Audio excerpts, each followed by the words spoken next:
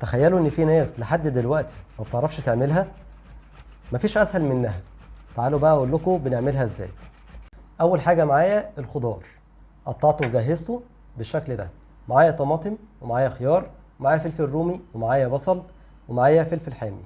وخلوا بالكم بقى ان سلطه الحاتي بتتقطع بتبقى حجم كبير مش حجم صغير. يعني بصوا الخيار متقطع هلالي كده، والطماطم حجمها كبير. واحلى حاجه فيها بقى ان احنا نحط بصل احمر. ليه بقى؟ بيبقى مسكر كده وجميل. يلا بينا نبدا. واول حاجه هبدا بيها وهي الميه بتاعتها، لان الميه بتاعتها اهم من السلطه نفسها، هي دي بقى اللي بتعمل الدماغ. اول حاجه الطماطم، هنجيب طماطمايه وهنبشرها كده. وهبشر كمان جزرايه، وكمان هبشر فص ثوم، ولو عايزين تدقوه مفيش مشكله. هضيف ميه ساقعه، وهضيف ملح وكمون وشطه، وهضيف خل وعصير ليمونه كامله،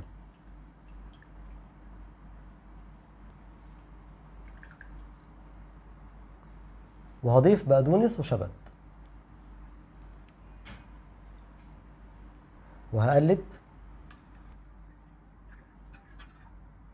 يا سلام على الريحه، مش قادر اقول لكم بقى الريحه هنا خطيره. بصوا يا جماعه، بصوا الميه بقت عامله ازاي، ولسه ما حطيتش الخضار. هننزل بقى بالخضار، البصل والطماطم وفلفل الرومي والخيار،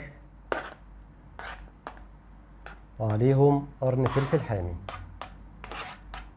وهقلب كويس جدا. التقليب بقى هنا بيبقى من تحت لفوق علشان ما نموتش الخضار.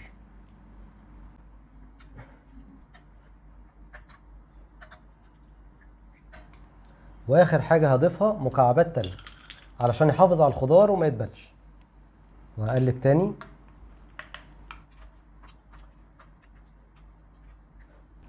كده يبقى خلصنا السلطه بتاعتنا اللي هي سلطه الحاتي باحسن طريقه.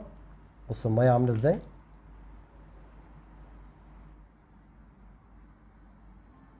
ودي بقى احلى طريقه سلطه ممكن تعمليها بطريقه الحاتي. اكيد انا اول مره ادوقها من ايدك، طعمها تحفه. شفتني وانا بتكلم بقى وانا بقول التقليب يبقى من تحت لفوق عشان الخضار ما يموتش. انت بتقول كلامي يعني.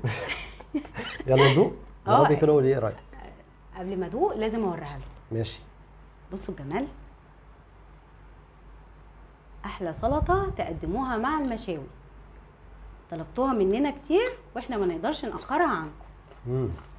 ايه الجمال ده. ولا بقى بصوا الميه لونها عامل ازاي. خطيره.